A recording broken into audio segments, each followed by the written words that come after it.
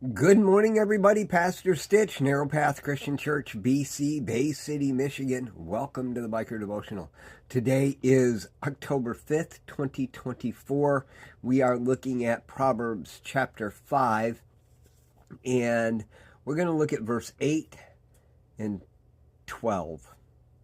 I know, I'd never skip verses, right? But I'm not skipping them because they don't match. I'm skipping them because, well, one, I want you to go to read them. Find out what I'm leaving out. And two, find out by reading them how they apply. See, there's the challenge. Sometimes you need to do your part.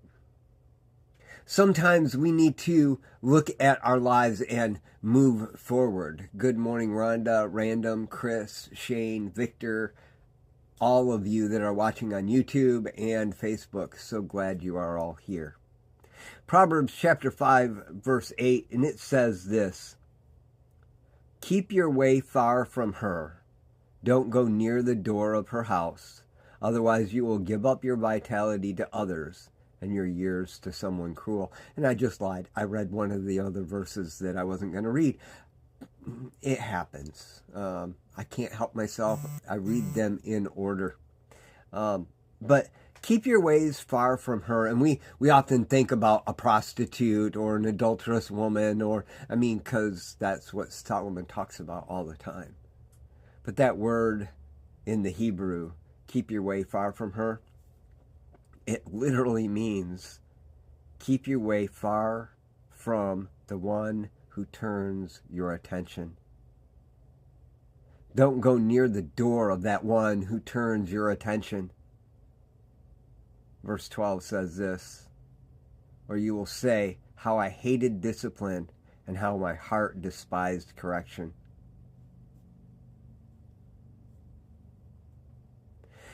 It is so true that we are so easily distracted. I say we. I can't speak for you. Maybe you don't have that problem. Hey, look, there's a squirrel out there. But I can be. I get distracted all the time. My attention gets turned in the simplest of ways. Yesterday I was working on the truck. I told you that the frame cracked on it, and so I was out there working on it, and I was crafting the reinforcement piece that I was going to have to weld onto the frame, and I had to bend this heavy piece of steel to match the curve of the frame so that I could weld it in and not have any gaps and have it good and strong. And I was swinging a really heavy hammer, and I didn't have the vise that I needed to get this piece shaped correctly. And so I was trying to do it with manual labor, and my elbow is hurting today. I stretched that tendon really bad. And so if I leave it in any one position for too long, it kind of locks there, and then when I go to open it up, it hurts. It's part of, well, two things. One, just physical use, and two, well, I am getting older. And so there is that. But that in and of itself can distract me just by moving my arm. Turns my attention to the pain instead of towards the task at hand or towards God. Solomon is talking to his sons, and he's reminding them and you and I that we are to keep away from those distractions. When we notice them, we are to turn back to the Lord.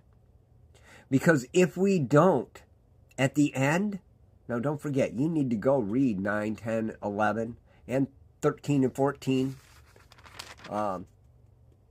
because you need to see those verses and read all of it in context.